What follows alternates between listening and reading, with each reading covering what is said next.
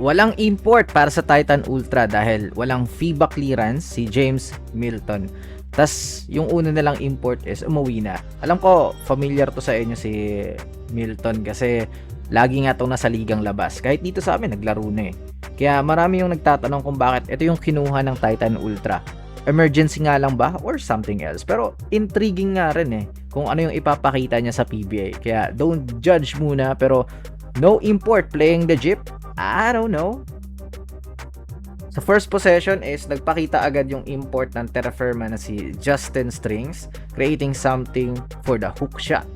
Then sa kanya talaga pumupunta yung offense and same result para sa kanya. Another 2 points para sa Jeep. Grabe naman yung 5 ng Titan sa loob. Early pa lang, wala nang ganang bumaba. 2 points ulit para sa Jeep. Though, pag mga ganitong situation, we want Terra Firma to win para umangat sila sa standings. It is the Terra Firma Jeep pushing the pace. They also run the floor pagkakuha ng bola. Tapos yung import is hindi naman selfish all the time. Pag open yung teammate niya, he will dish it. Hanapi sa corner para sa 3-point shot. It was Jeep, pero nung pumasok si Munzon is nag-iba yung ihip ng laro. This guy wants to win. Inako niya yung scoring load para dumikit yung laban. Paano na lang kaya kung hindi to in-extend ng franchise? Ano na lang kaya yung trip ng Titan? Sa second quarter, ganun pa rin yung style of play ng both teams. Patuloy pa rin yung Terra Firma on running the floor. Pero Joshua Munzon will deny this one from Hanapi. What a block! Pero without an import, mahihirapan yung Titan kung sino yung pipigil kay Justin pa nag-decide tong mag-post up. Ito, end 1 para sa Jeep. Tsaka ramdam din si Jeyo Chu sa loob. Lamangan Jeep 51-46 at the half. Dikit lang yung laban up until pinaramdam ni Chu yung kanyang rebounding prowess and yung putback na to for the 2 points. Tsaka ang tricky talaga ng Titan sa transition defense. Kung alam ko lang na mag-go-over tong larong to eh. Kasi tingnan nyo naman, jogging para sa 2 points ng Terra Firma. So ayun, panalo ang Jeep 113-100. Honestly, not an enjoyable game, but Jeyo Chu 19 points and 23 rebounds. Paano na kaya yung first pick ng Ginebra? Lipat tayo dito sa second game, Macau versus NLEX. Debut ni Coach Jimmy Alapag at comeback ni Kobe Lam. And sa first possession, pumunta agad ang NLEX sa kanilang import para sa 2 points.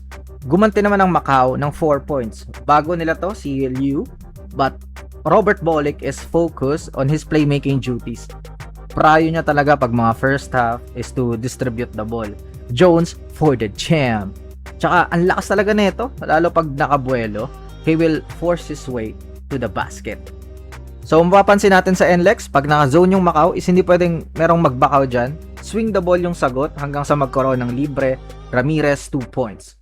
For Macau, malakas na yung import nila. Unlike nung si Mitchell na parang nantitrip lang eh, no?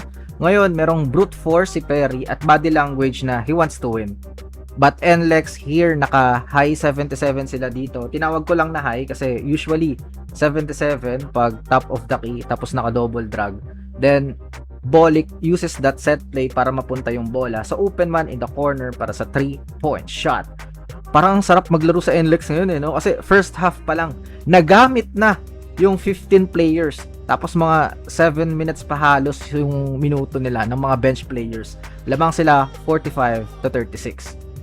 In the third quarter, naging beatdown yung nangyari para sa Macau. NLEX is too strong para sa kanila. That is early to say, tsaka 1 game pa lang, pero may impact talaga yung pasok ni Jimmy Alapag. Nabigyan niya ng confidence yung mga guys katulad netong Kapulong. Meron siyang role sa team. Tsaka maganda yung scouting kasi alam nilang si Kobe Lam yung dadali sa kanila. Kaya binigyan nila ng New Zealand treatment mala Justin Brownlee.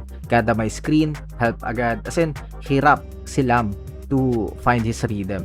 Pati si Kevin Alas na nawawala na ng role is nagkaroon ulit ng confidence kasi nga lahat is ginagamit sa larong to. Panalo ang NLEX with a wide margin, a statement first game para kay Coach Jimmy Alapag. Kevin Alas with 19 points, Bolick with 9 and 8, and a chill 23 points from Jones. GG's, congrats NLEX.